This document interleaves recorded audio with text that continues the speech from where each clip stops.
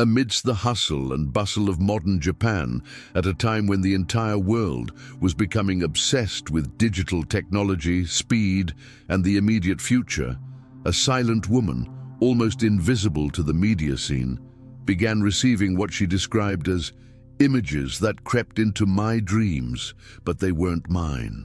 Ryo Tatsuki had no prophetic training, nor did she belong to any spiritual or esoteric movement. In fact, she worked as an illustrator and graphic designer, and her only connection to the inexplicable was the ink strokes that, without knowing how, began to fill her notebooks with scenes from the future. In 1999, when the world feared a system collapse due to Y2K, and the turn of the millennium filled the masses with technological paranoia, Tatsuki published a book called The Future I Saw. He didn't promote it, tour it, or even appear on television. The book was printed in limited editions and sold only in select bookstores. However, the content was unsettling.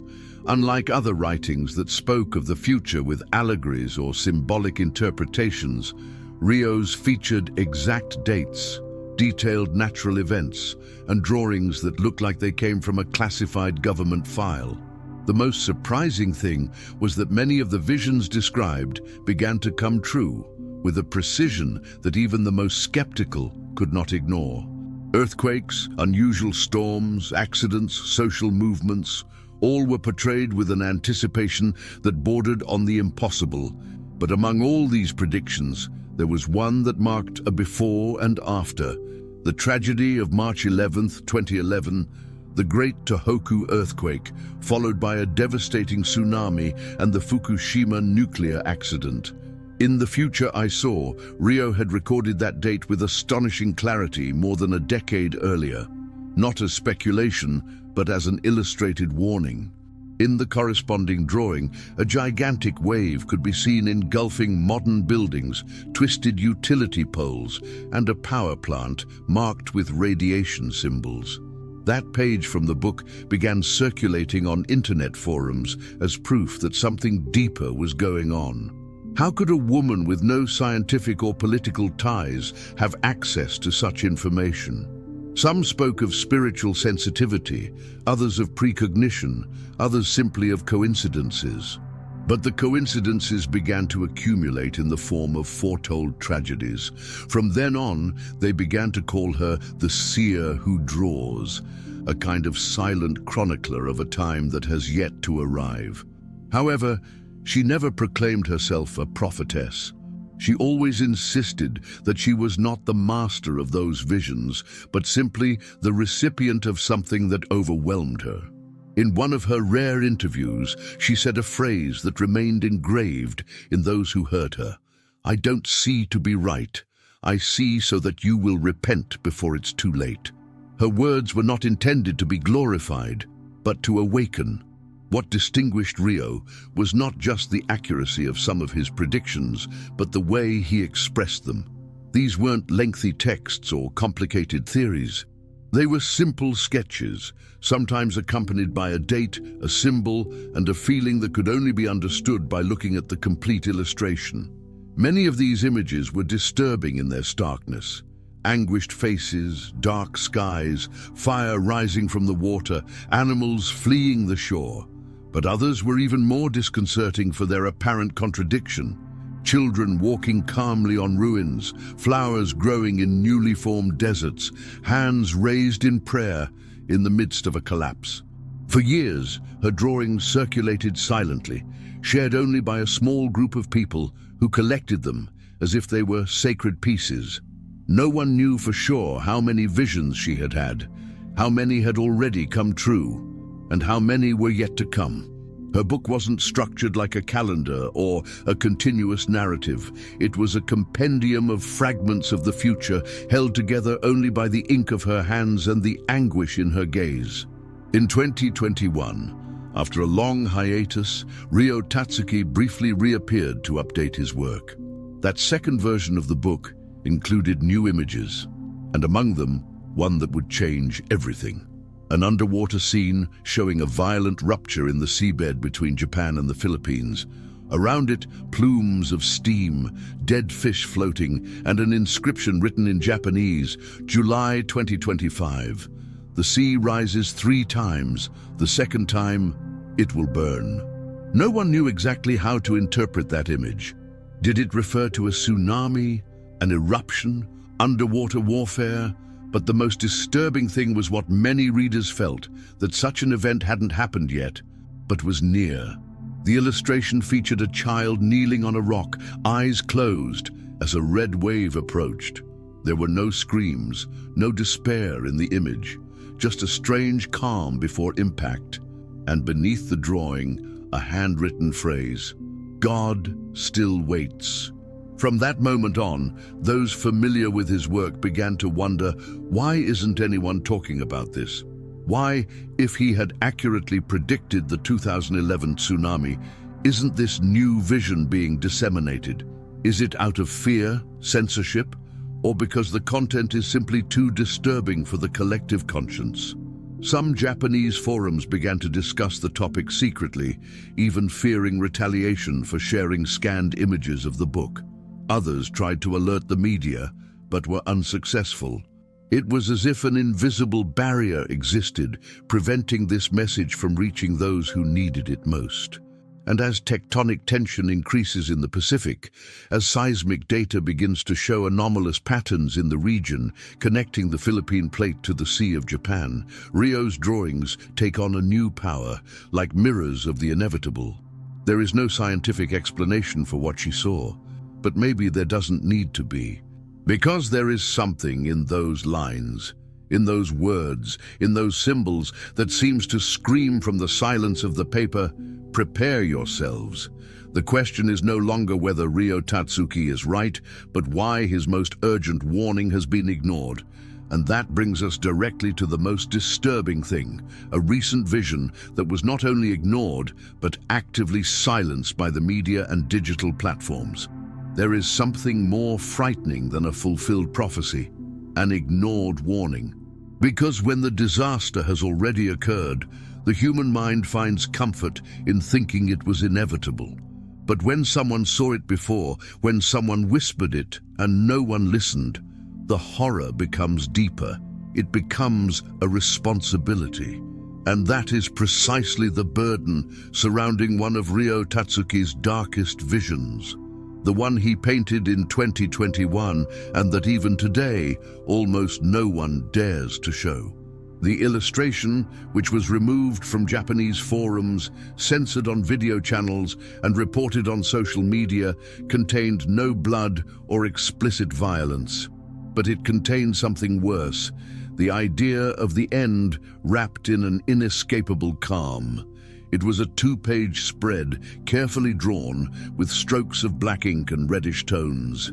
It showed the seabed between Japan and the Philippines collapsing, rupturing as if something had ruptured inside.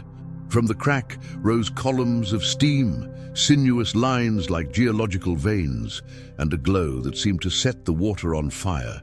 Above it floated phrases written in ancient Japanese.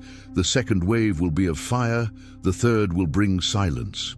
Most didn't even understand what it meant at first. Was it a physical phenomenon, a metaphor, a poetic folly? But the few geologists who analyzed its meaning seriously shuddered. In that area of the Western Pacific lies one of the most unstable faults on the planet, a subduction line where the Philippine plate pushes down on the Pacific plate. If that line were to collapse as the drawing showed, the result would be a devastating tsunami. But what generated the greatest fear was another detail, the temperature. Tatsuki spoke not only of a rupture, but of a boiling sea, as if something inside the planet were activating and rising to the surface. Many thought of underwater volcanic eruptions, but there was a nuance in the drawing that threw everything off. Fish floating on their backs, scaleless, corals reduced to ash, clouds of smoke rising from the ocean. It all looked more like a biblical punishment than a natural disaster. And then came the coincidence that no one wanted to see: the year. The date written at the bottom of the page was clear: July 2025, not In the future, not someday, not symbolically. It was a specific month, a time that is approaching, that breathes on our calendar. One would think that such a precise warning would provoke an immediate reaction, but the opposite happened. Those who tried to discuss the topic online began to notice something strange. Videos were disappearing, posts were deleted without explanation, channels were demonetized, profiles were blocked. No one was saying it directly, but the Rio Tatsuki 2025 content seemed to be under a silent ban. Some anonymous accounts leaked excerpts from the updated book, and within hours were reported for sensitive content, even though they didn't contain violence or offensive language. It was as if someone, on some level, didn't want the world to know what was coming. Censorship, protection against panic, targeted misinformation. Theories abound, but they all crash against the same wall: silence. And that silence weighs heavily. Because meanwhile, seismic reports from the region show an unexplained increase in geothermal activity. Underwater probes capture massive gas bubbles emerging from the seafloor. Satellite images detect thermal anomalies in the water, and yet no official media connects it to Tatsuki's visions. No one mentions her name. No one says out loud that there's a terrifying coincidence between what she drew and what's now happening beneath our feet. A Japanese YouTube channel attempted to make a documentary on the subject. They interviewed people who knew Rio, experts on tectonic plates, and theologians who analyzed her words. The video was deleted within 24 hours. Comments spoke of external pressure, veiled threats, and phone calls without ID. And since then, the Rio case has become a digital taboo. It's only discussed in closed circles. It's only shared in whispers, as if mentioning her too often might attract attention to something still dormant, but awakening with each approaching day in July. And there's something in these images that goes beyond prophecy. It's not just a description of a disaster, it's a warning directed at the soul. In one of the most haunting drawings in the 2021 series, a submerged temple appears, a traditional Japanese structure underwater, its roof bent and its columns covered in seaweed. Inside the temple, a female figure kneels in prayer. No one else is there. The sea surrounds her, and behind her, in the depths, a dark, enormous silhouette with glowing eyes watches her without moving. The title of the drawing is "It Can Still Change." That was what most impacted the few who managed to see the whole picture, because, despite everything, Rio didn't speak from despair. In the midst of every tragedy illustrated, there was a small spark of redemption. A detail, a word, a face in prayer. It was as if his visions came not just to announce doom, but to implore a decision, as if the future was still being written, and someone were trying to warn us before the last pages closed. But why don't they let us read it? Some say that if the public knew what she saw, it would panic, that fear would paralyze the economy, travel, and daily life. Others assert that deeper interests are at stake, that it's not just about hiding a vision, but about blocking a call to repentance. Because Rio wasn't just talking about geological movements, but about a sea that responds to sin, a nature that reacts to the human heart, an earth that cries out when humanity forgets heaven. And that's where his drawings become more than art. They become mirrors, calls, prophecies that don't seek to cause terror, but to awaken, not to punish, but to prevent. But time is ticking, and July doesn't wait. The sea seems to grow ever more turbulent. The coasts tremble, the plates shift, and deep down, those who listened to Rio in silence now fear that the second wave is already on its way. July 2025. 3 words that, on their own, might seem like a simple time marker, any date on the global calendar. But when that month appears in black ink, in the middle of a red sea, with a wave drawn in 3 ascending tiers and a child kneeling in prayer at the edge of an ocean abyss, it ceases to be a month. It becomes a warning. It becomes the point where time breaks. That's how Ryo Tatsuki saw it, that's how he wrote it, that's how he illustrated it. And the most disturbing thing isn't that that date is near.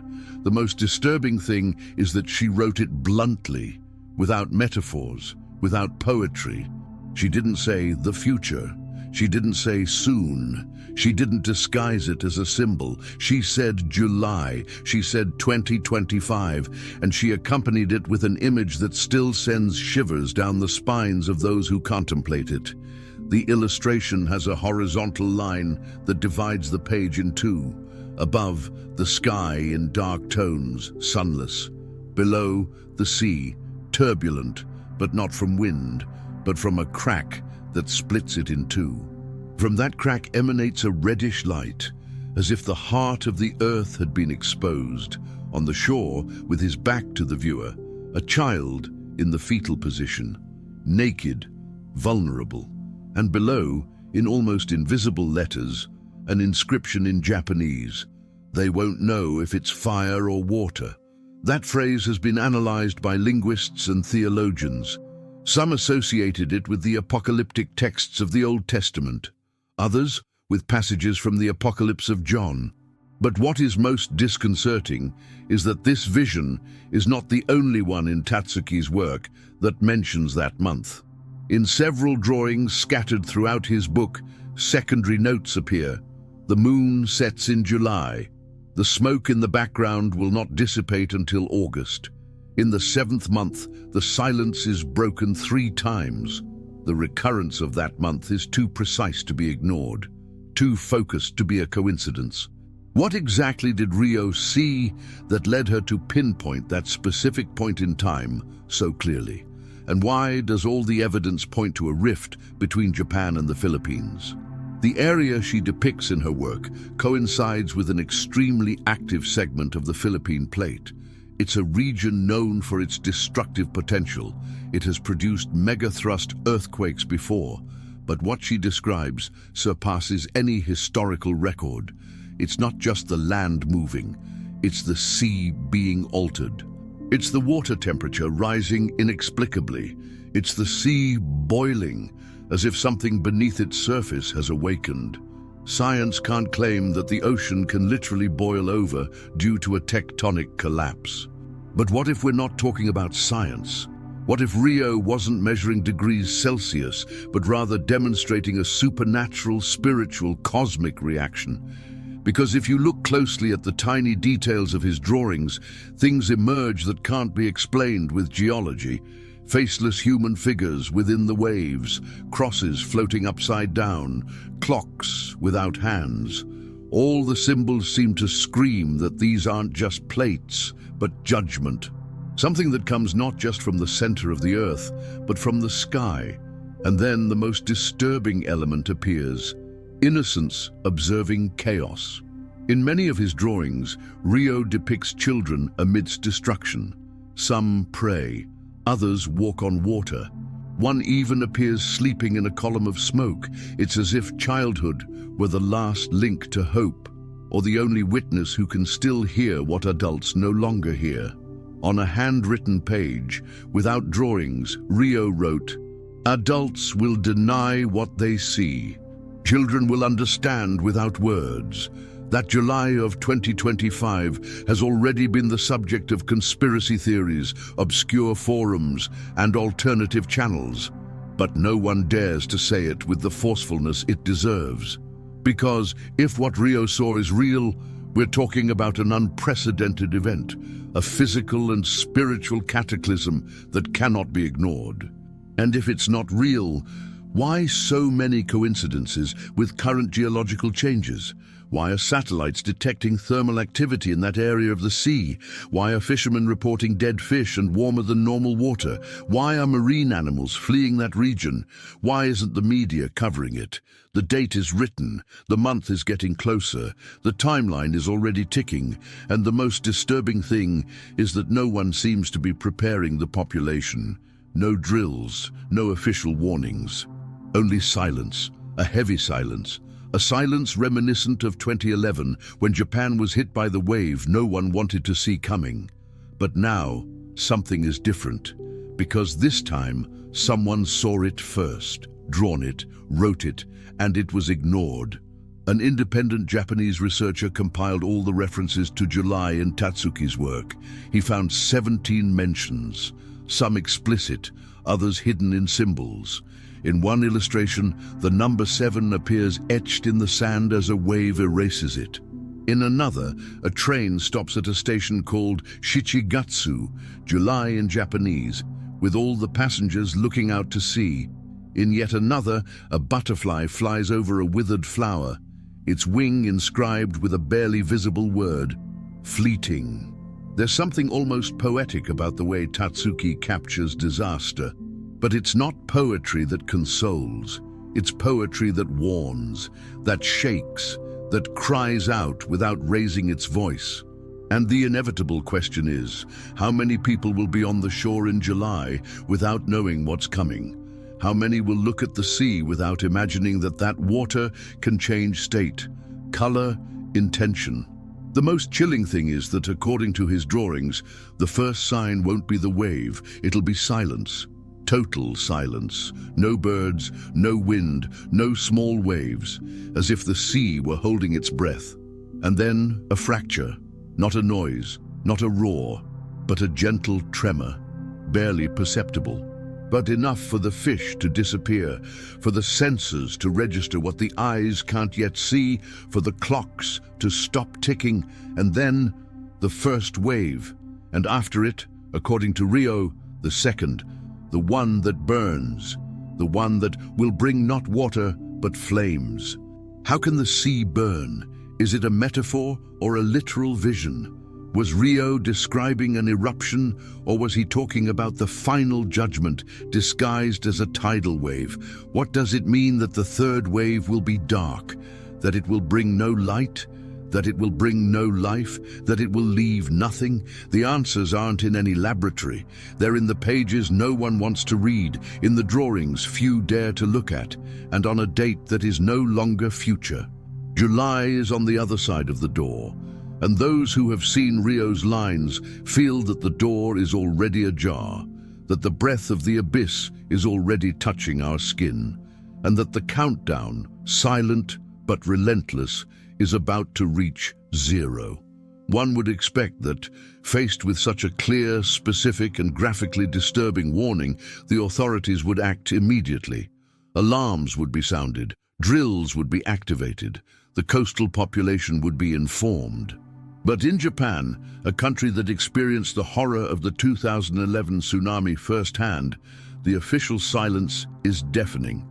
And that silence, more than an oversight, seems like a strategy, a deliberate decision, because the reports exist, the studies are there, the signs are piling up, and yet nothing. Between 2023 and 2024, several independent seismologists began to detect an anomalous pressure pattern on the underwater fault that connects the Philippine plate to the Japanese island arc. Seismic stations recorded micro-earthquakes that, although imperceptible on the surface, showed a type of displacement that, according to experts, is not normal. The accumulated pressure does not dissipate, it increases.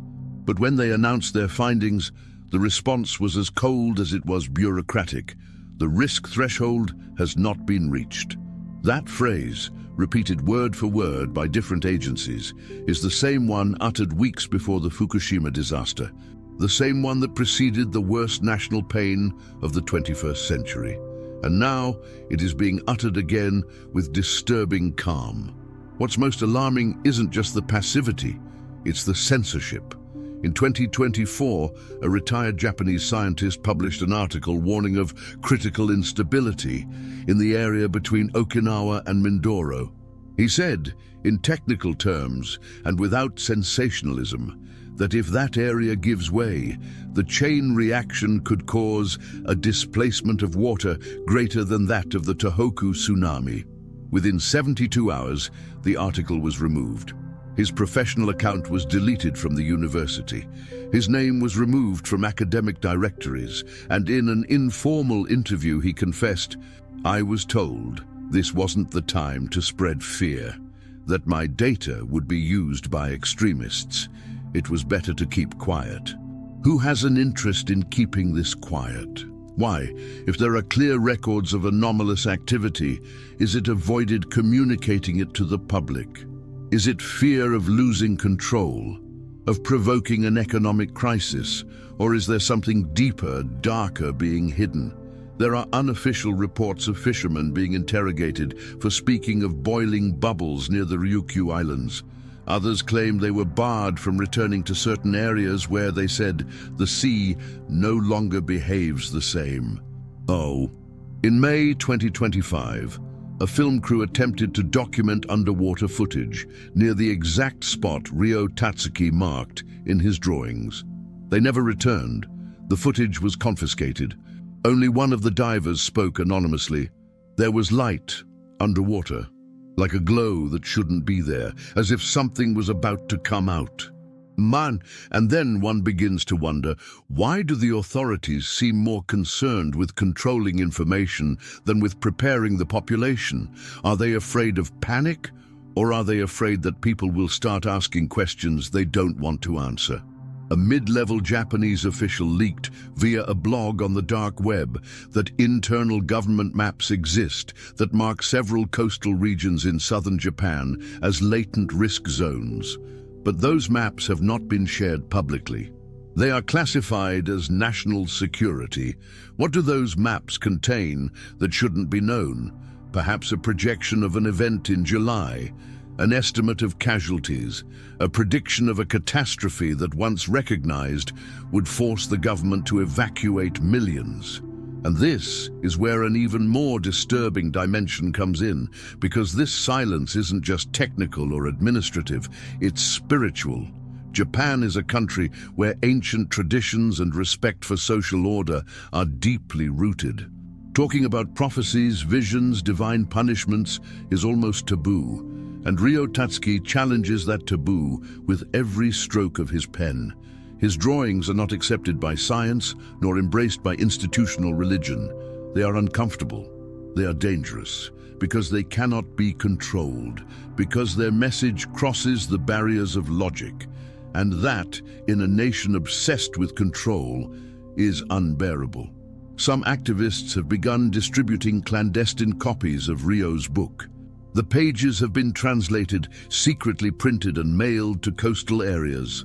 But every time a group tries to speak out loud about it, the shadow of authority appears, not with violence, with silence, with gentle warnings, with digital disappearances. As if the real enemy weren't the disaster, but information. As if what they truly fear isn't the tsunami, but the collective awakening. What if the government knows more than it's letting on?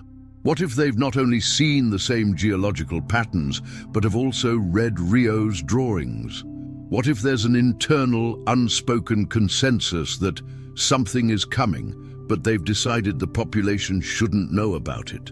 That possibility is terrifying, because it would imply that the leaders have already accepted fate, that they're just stalling, that they're not seeking to avert disaster, but rather to manage the consequences. On a cancelled radio show in April, a retired former official confessed to having seen confidential documents that spoke of a seismic disturbance projected for the third quarter of 2025, with impact models surpassing any previous event. When the host asked him why the public wasn't alerted, he replied, "They don't want panic, but above all, they don't want prayer. Because a nation that prays awakens, and an awakened people are not so easy to control." Those words vanished from the air. The program was eliminated, the channel was sanctioned, and the testimony was lost, or so they thought. Because the audio was recorded by a listener and has been circulating on alternative forums ever since. In it, the former officer can be clearly heard saying a phrase that seems to have been written by Ryo herself. The sea doesn't come by accident. It comes because it's called from below, but the sky can still close it. And that phrase connects with something even deeper. Something Ryo Tatsuki wrote in a marginal note to his book, "The real disaster isn't the wave. It's that when it comes, no one is praying."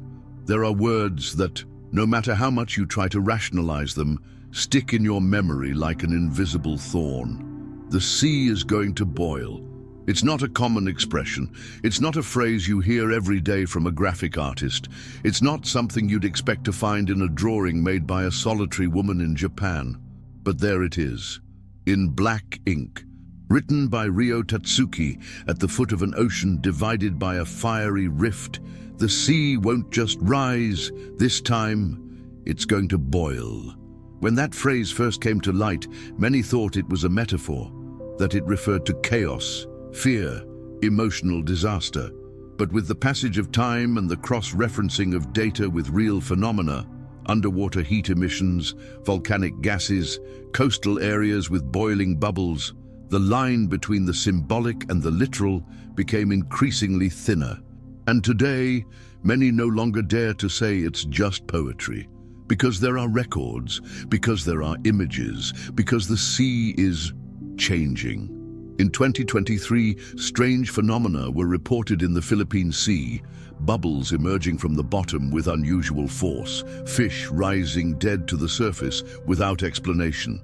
The water temperature in specific areas rose several degrees in a matter of days.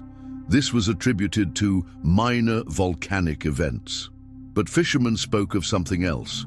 They said the water burned their arms, that their skin became irritated, that animals fled even when there was a storm. Some claimed to see lights underwater, others figures, things they couldn't describe. And so we returned to Rio, to his drawings, to that cursed illustration depicting a divided sea with columns of smoke rising from its depths and a gigantic shadow beneath, like a sleeping creature about to awaken. Surrounding that shadow are symbols written in ancient kanji. Expertly translated, they include phrases like contained rage, formless judgment, and one in particular: what burns is not the water. It's what is about to emerge from it. What did Ryo Tatsuki see? What kind of knowledge was given to him while he slept, allowing him to depict not only physical events, but invisible dimensions? Because what his art depicts no longer seems just a natural disaster. It's something else. It's spiritual. It's as if the sea were the mirror of the human soul, and what is about to boil is not water, but accumulated sins. On another page, more subtle but equally disturbing, a deformed human face appears, submerged underwater, with blank eyes and a screaming expression. Above this figure are bubbles, fire, and an inscription: men will not see the flames, but they will feel them in their souls. This drawing has been analyzed by theologians who relate it to passages from the Apocalypse: the sea that turns to blood, the bowls of wrath poured out, the fire that does not destroy bodies but consumes consciences. And this is where Ryo's message ceases to be simply prophetic and becomes deeply personal, because it's not just about a giant wave. It's about what that wave represents, what we have caused, what we have ignored. The boiling sea is a reflection of a generation that has extinguished prayer, that has replaced faith with vanity, truth with narrative, the fear of God with entertainment. And so the sea, which has always been a symbol of life, of provision, of refuge, now becomes a field of judgment. In one of his last notes, Ryo wrote, "Water no longer purifies, it screams." And that phrase is brutal, because it completely transforms our view of nature. It forces us to see the ocean not as a neutral element, but as a living witness to human history, as something that has absorbed our indifference, our waste, our arrogance, and that one day in July will no longer be able to contain its fury. And it's not just Japan. The signs are multiplying in other countries. Beaches where the water changes color without explanation, unexplained thermal phenomena, areas where coral no longer grows, regions with underwater echoes that no one can identify. Is it a coincidence that all these places are close to the tectonic fault Ryo drew?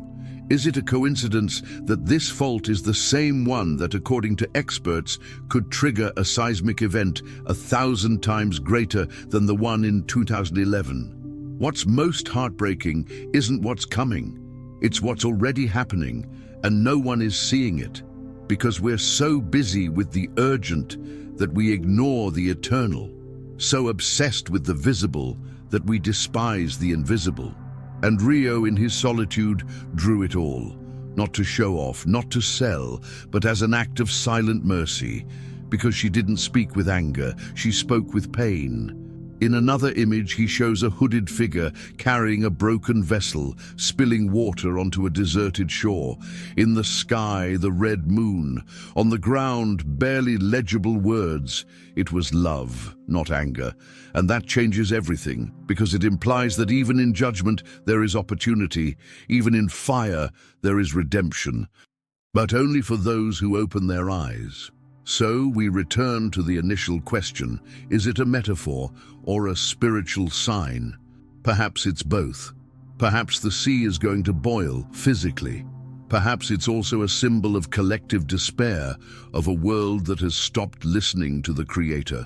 Perhaps it's a warning for the body and for the soul. Because if the sea heats up from within, and the waves rise, and the sky falls silent, what remains? Only one thing.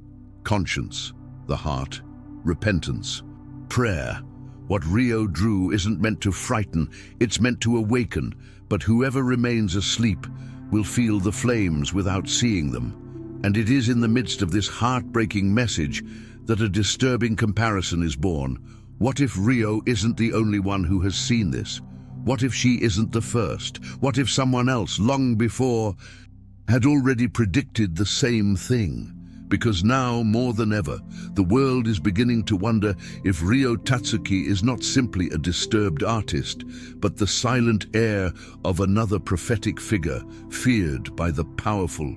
For years, her name was whispered by only a few. It was there, on the margins of forums, on old blogs, in small groups, sharing poorly focused scans of pages filled with ink and symbols. Rio Tatsuki wasn't featured on the covers of magazines, wasn't invited to international futurology conferences, or given interviews on television networks. She never sought fame. But now, when the world seems to be moving blindly toward an invisible breaking point, her figure is beginning to emerge from the silence like an ancient shadow that was ignored for too long. And more people are starting to call her by a title she never asked for, but which history seems to have assigned her: the new Baba Vanga. Simply mentioning Baba Vanga provokes something in your body, a kind of reverent discomfort.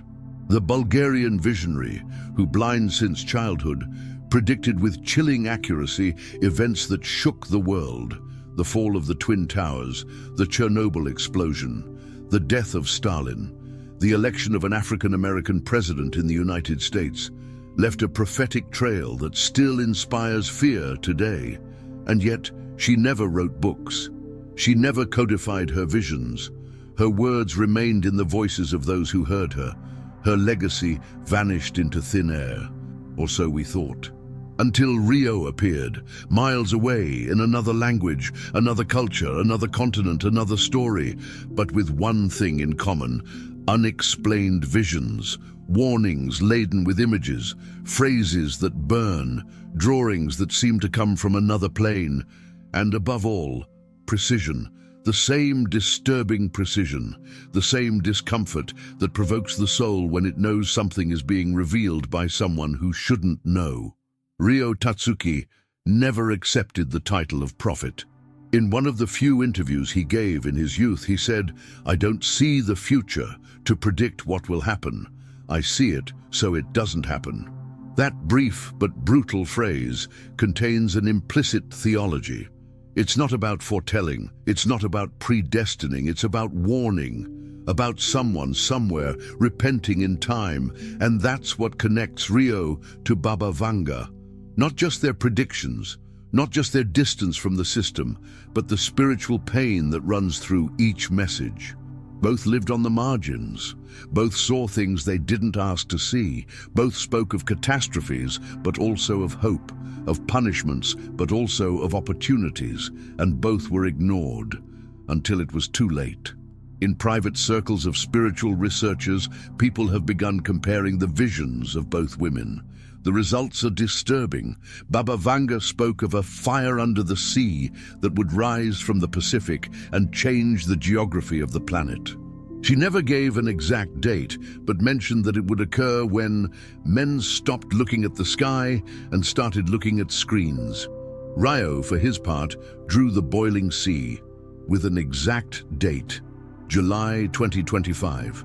Are we seeing two pieces of the same prophetic puzzle? Two parallel visions that intersect in time? The coincidence is more than symbolic. Vanga died in 1996. Rio began having intense visions in 1997. Some believe there's an invisible line of spiritual transmission, as if the prophetic charge doesn't disappear, but rather migrates. As if the gift or curse of seeing what's coming passes from body to body, from nation to nation, following a script no one wrote but everyone feels. And Rio, without seeking it, without desiring it, without even accepting it, became the successor to a voice the world had already forgotten. But there's a key difference. While Baba Vanga spoke and others transcribed, Rio drew. Each of his visions was recorded with strokes, shadows, shapes. They're not just words. They're images that impact the subconscious, that imprint themselves on the mind like nightmares one has never dreamed.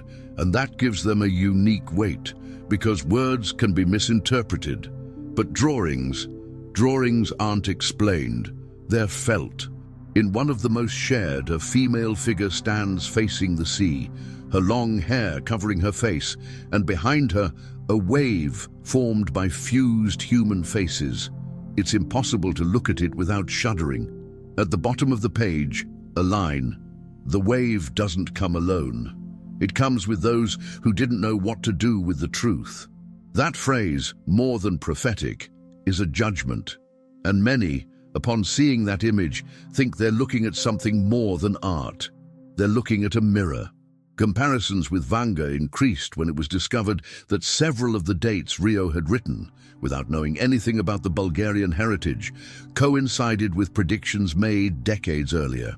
In particular, both spoke of a blackout of consciousness between 2023 and 2025, a kind of spiritual fog that would cover the world.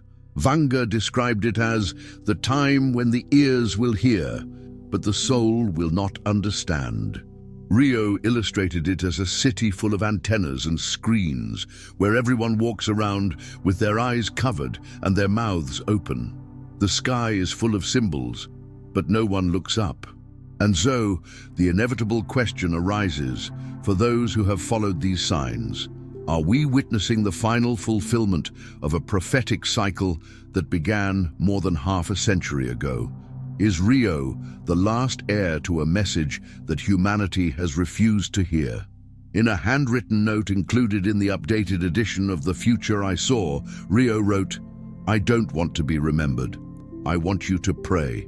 That phrase sums up her entire work, her entire mission. Because, like Vanga, her intention wasn't to frighten, but to awaken, not to predict, but to intercede. And yet, as always, humanity waits for the sea to rise before it begins to believe. And if there is still any doubt about the spiritual origin of his visions, just look at a little-known illustration by Rio. It depicts a collapsed church on a cliff, with the Red Sea in the background. Amid the rubble, an open Bible smolders. Within its pages, a handwritten phrase, "The voice still speaks." But the echo is lost in the crowd. What did he mean by that? That the revelation keeps coming, but no one listens? That the prophets haven't disappeared, just been silenced? What if Rio is the last of her lineage? What if this warning is the last before heaven closes? Because if she's right, July 2025 won't just be a month on the calendar. It will be a watershed, a judgment, an answer. And the most terrifying thing won't be the wave, nor the fire, nor the silence. It will be realizing too late that someone saw everything, said everything, and we chose to laugh when there was still time to pray. Some books aren't read with the eyes, they're read with the skin, with the pulse, with ragged breaths. The Future I Saw by Ryo Tatsuki is one of those books. It has no chapters, no index, no logical structure.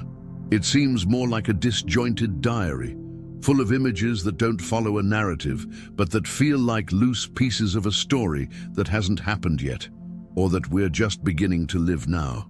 What many don't know is that between those pages, between the ink strokes, the handwritten dates, and the symbols that seem decorative, there are hidden messages, images that don't reveal everything at first glance, drawings that change when you look at them a second time.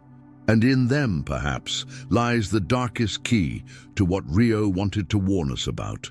One of the most shared illustrations shows a stylized map of the Western Pacific, where the islands seem to float like loose pieces of a puzzle. But if you look closely, very closely, you can see that between the tectonic fault lines, there is something else. A figure. It's not drawn clearly. It's almost a blur, but it has a shape. It looks like an eye. An open, enormous eye with the pupil pointing right at the point where the Philippine and Japanese plates intersect. Some say it's a coincidence, others that it was intentional. But for those who have studied Tatsuki's complete work, that eye of the abyss is no coincidence. It's a symbol that something is looking from the depths, something that has been asleep and is about to awaken. On another page, a modern city collapses beneath a wave bearing strange symbols in its foam. At first glance, they appear to be abstract forms, but when analyzed by an expert in esoteric Japanese calligraphy, it was revealed that many of these figures have roots in ancient characters used only in religious purification rituals. Words like judgment, ruin, holy fire, and cleansing. The message is clear. The wave is not just water, it is a response, an act of divine justice that not only destroys, but purifies. And the most disturbing thing, these symbols weren't taught in any art school. They're part of lost scriptures found only in ancient religious texts. How did Ryo know them? Who showed them to him? How did he know how to combine them with places and events that science is only just beginning to understand? The hidden drawings aren't just in the lines, they're in the light and shadow. By scanning some pages with specific filters, researchers discovered that certain lines take on different meanings depending on the angle from which they're viewed. What appeared to be a mountain is actually a human figure engulfed in flames. What appeared to be a cloud is a face without a mouth. What appeared to be a crack in the ground becomes a snake coiled around an inverted cross. And at the bottom of that drawing, barely visible, is a phrase: "They will know who they are when the signal comes." That sign appears many times, but almost always in disguise. In a scene of mass prayer, a woman in the background carries a sign. The sign has only 3 black dots, aligned like a triangle. That same triangle appears on another page, on the back, on the door of a submerged house. What does it mean? Is it a mark, a warning, a seal? The most obsessive have compared Ryo's drawings to satellite maps. In at least 5 cases, they found exact matches between what she drew and the actual geography of areas where anomalous phenomena are now being recorded. Rising sea temperatures, marine animal migration, gas bubbles. It's as if her drawings had been drawn from the sky or from a consciousness unbound by time. One of the most striking pages is also one of the simplest. It shows only a hooded figure, his back turned, standing at the edge of the sea. At his feet, what appears to be an open book, but that book has no text, only intersecting lines, lines that, when drawn on a map of the Pacific Ocean, coincide with currently active seismic faults, and on the last line, one word: sealed. Ryo never explained the meaning of that drawing, but when you look at it, many people feel a chill that's hard to describe, because it suggests something written long before, something sealed, something that can't be stopped, something that's coming. And if there's one thing that unites all the hidden images in his work, it's this idea. Everything that seems casual isn't. Everything that seems decorative speaks. Everything that was hidden will be revealed. Every stroke has intention. Every shadow is a clue. Every face, a warning. In another little-known drawing, a clock without hands can be seen. Above it, a butterfly with wings made of ash. Around it, eyeless faces walk in a single file toward the edge of a cliff. And at the bottom of the sea, a face that shouldn't be there, watching. A face that is repeated, with variations in several drawings, always in the depths, always looking up, as if waiting for an order. What is that face? Is it an entity, a symbol, or a representation of the coming judgment? In an excerpt from the book, Rio wrote, "You are not alone under the sea. Something waits, and it doesn't wait by accident." Ika, that phrase has no scientific explanation, but it also can't be ignored because it coincides with recent reports of underwater lights, of unexplained noises, of sensors picking up movements that shouldn't be there. And so, page after page, symbol after symbol, Rio left a graphic testimony of a future that had already begun to manifest itself, not as a prediction, but as a revelation. And he did so in silence, because he knew that screaming doesn't awaken, only the trembling of the soul can.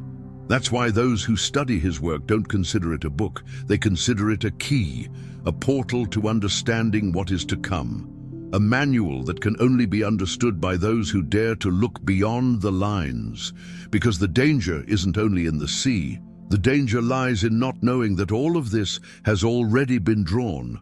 And while the world sleeps, while governments remain silent and the media looks away, there are those who open Rio's book at night and feel the pages breathe.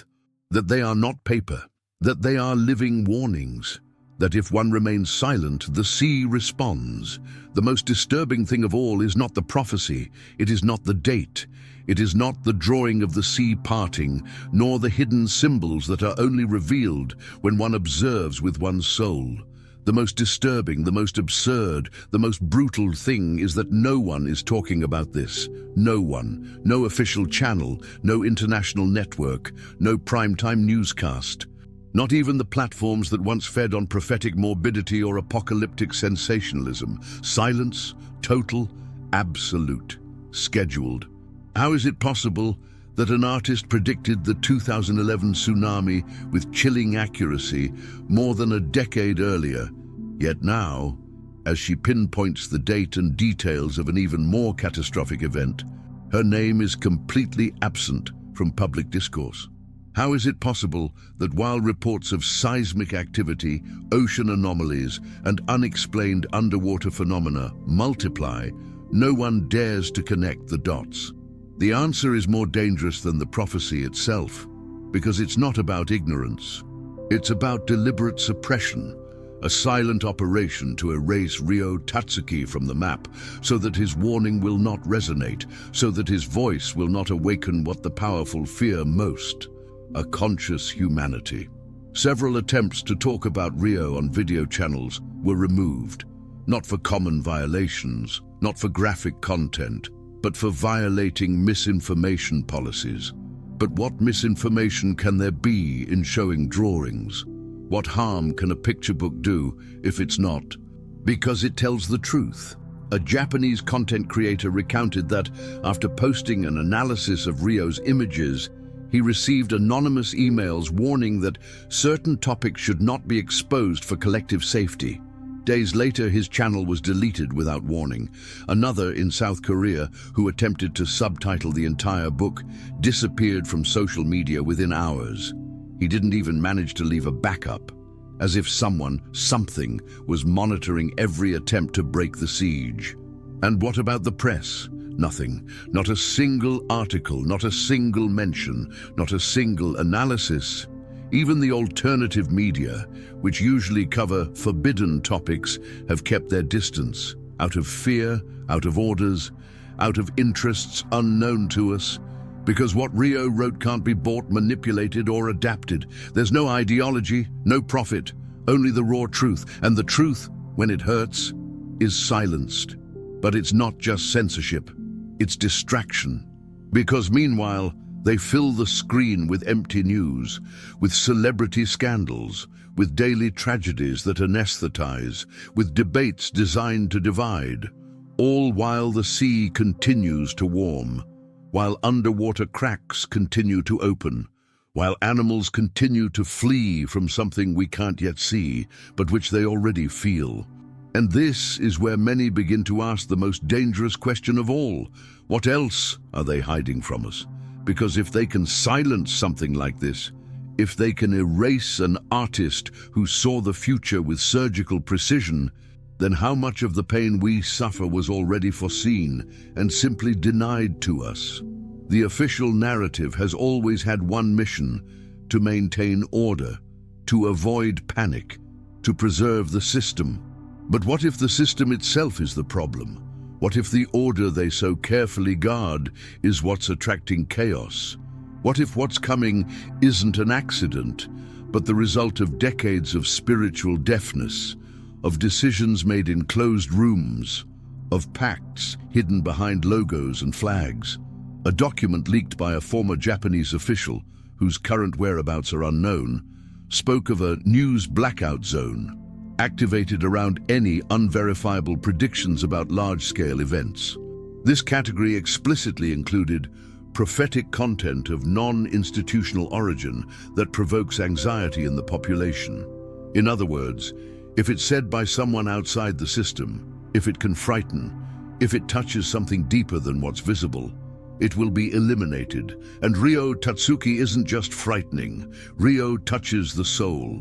Ryo draws what science doesn't understand. Ryo writes what governments won't admit. And that's why he has to disappear. But it hasn't disappeared. His book lives on. His illustrations circulate in the shadows. His messages are whispered in alternative forums, and every day more people wake up with a strange feeling in their chest, as if they've seen those images before, as if their souls are reminding them of what the world is trying to erase. And that's where the true fear of those who control the narrative is born, that people will start connecting, that the audience will stop looking with their eyes and start looking with their spirit. Because if that happens, if the veil is torn, if the truth goes viral, then there's no going back. Then, even if the sea rises, even if fire rises from the depths, they will no longer be able to control what comes next. Because control isn't lost when chaos erupts. Control is lost when someone decides to believe what they shouldn't have known, when someone breaks the silence, when someone stops using and begins to discern. And if you're listening to this now, if you've made it this far, if something is moving inside you, then you're part of that awakening they fear so much. Then you too are seeing what others don't. You're sensing what's coming. And even if you can't explain it, you know it's no coincidence, and that's why the next thing you have to see is even more disturbing. Because Ryo Tatsuki didn't just talk about waves and fire. She drew what will happen in 3 phases. And the second, according to her, will be the most inexplicable, the most inhuman, the hottest. It's not just a tsunami. It's not just another disaster. It's not just another wave crashing against the shore.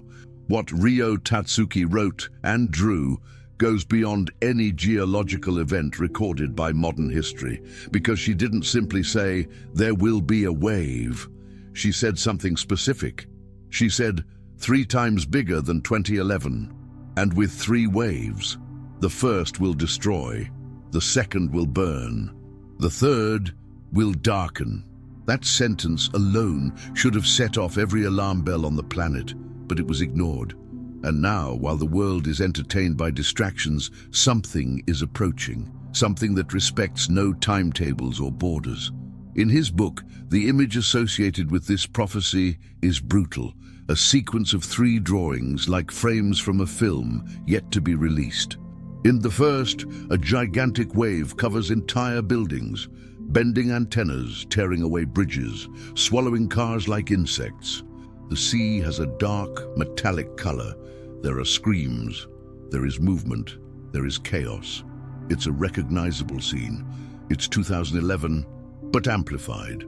In the second image, the wave is different. It's not blue, it's red.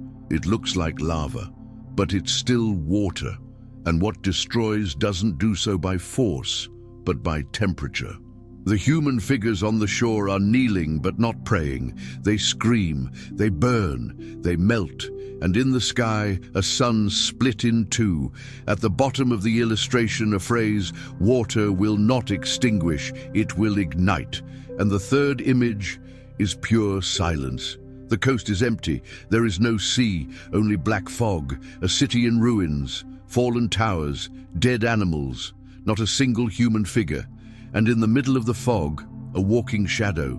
It has no face, just an elongated silhouette with disproportionate arms and an inverted cross hanging from its neck. On the ground, a half-buried sign reads, "No one will look back." Rio explained in one of his notes that these three waves would not occur on the same day. They would come as sighs of judgment, like blows that seek not only to break the body, but also the spirit of a civilization that has lost fear, humility, and connection with the sacred.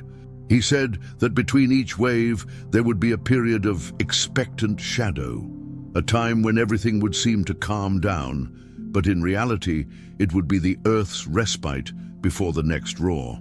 The first wave, according to calculations estimated by geologists who studied his illustrations, would reach a height between 40 and 60 meters. That's 3 times the highest wave of the Tohoku tsunami. It wouldn't just be Japan that would be affected.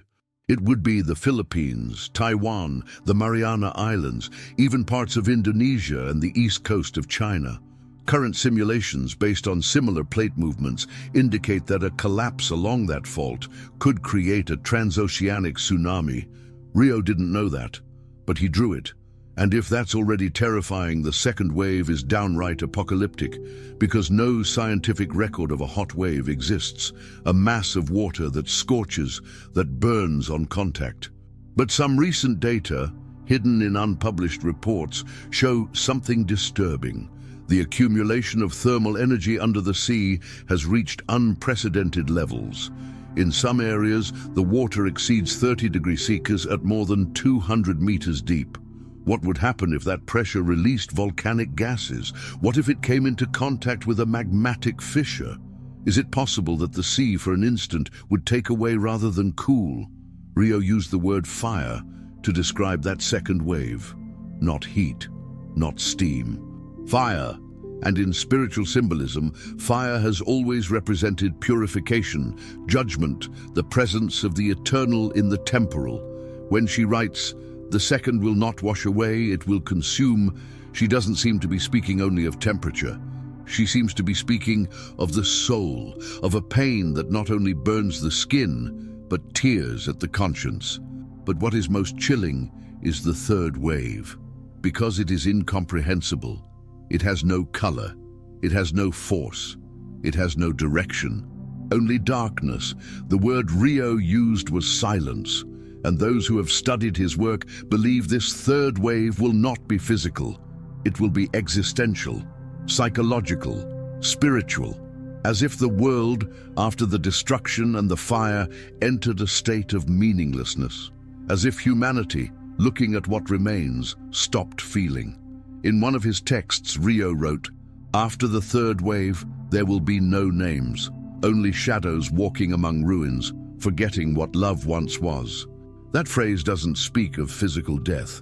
It speaks of something worse, the death of the soul, of a total disconnection, of an internal blackout. And if this sounds exaggerated, just look at the present. We are already seeing the first wave of indifference, of moral emptiness, of confusion. Violence doesn't surprise us, lies don't hurt us, corruption doesn't outrage us. What if what's coming isn't punishment, but an amplified reflection of what we already are? What if the three waves are a mirror, not a punishment? What if the sea is only revealing what we've been keeping inside for decades? Because Rio didn't draw monsters. She didn't draw horned demons or cities burning from nuclear war.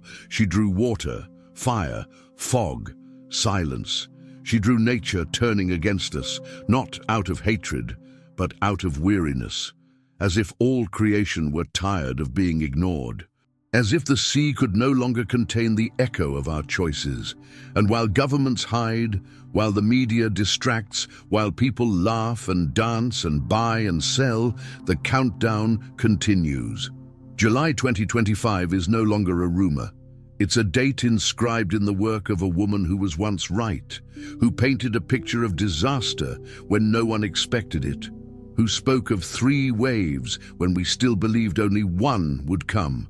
The first will come with force, the second with fire, the third with shadow.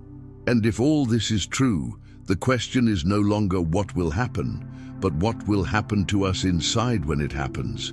Because the physical is rebuilt, but will the spiritual return?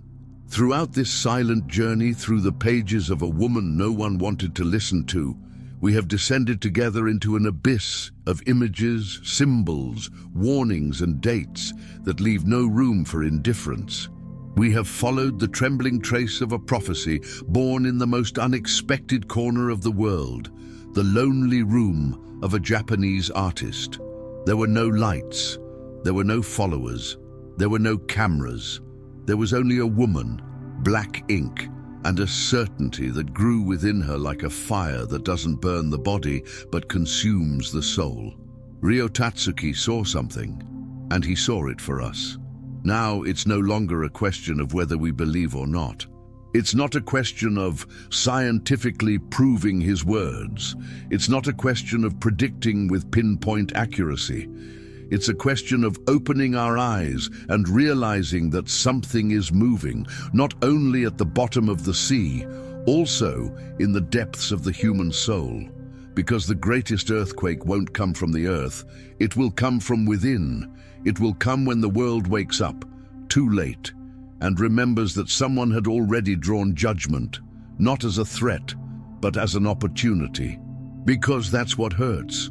That we had the warning, that it was given to us in time, that it was shown to us with love, that the ink hasn't dried yet, and we still don't listen, that the sea no longer just murmurs, it roars, that the creatures flee, that the sky darkens, that the signs are everywhere, and yet we cling to our distractions like life preservers. But what will save the soul when the approaching waves come not for the body, but for the truth? Ryo Tatsuki's final words in his book aren't a prediction. They aren't a vision. They aren't an image. They're a whisper, as if he were writing with his eyes closed and his heart open. I didn't come to scare you. I came to pray. Pray with me, because if judgment comes, at least let it find us praying. What if this is the last warning? What if there is no other voice after yours? What if July 2025 isn't just a date, but a spiritual milestone? What if this generation is the last one that can kneel before the sea rises? This video wasn't made for entertainment. It was made to open a crack in the hardened surface of the soul, so that for a moment, just one, you feel that not all is lost, that there is still time, that you can still turn back. Because if the world silences the prophets, the drawings will speak. If they destroy the books, the waves will cry out. If they ignore the signs, God will use the sea. But if the sea responds to sin, it also responds to prayer. And if you believe, if you feel that all this was not a coincidence, please write your name and the country from which you are viewing this message below. Write down your request. It doesn't matter how broken your faith is. It doesn't matter if you haven't prayed in years, writes, and we're going to raise a different wave, a wave of clamor, a wave of hope, before the coming wave sweeps everything away. And now, if you'll allow me, I want to close this message with something that doesn't come from a script or from fear or from analysis, but of the only thing that remains when there is nothing else left, a prayer. Final prayer for you, who are watching this from every corner of the world. Lord of heaven and earth, you who see what man hides, you who feel what no one says, look now at the hearts that are praying from every nation, from every city, from every corner of pain. Look at their names in the comments. Look at their countries. Look at their tears. We pray for Japan, for the Philippines, for every nation that stands on the brink of something that only you can contain.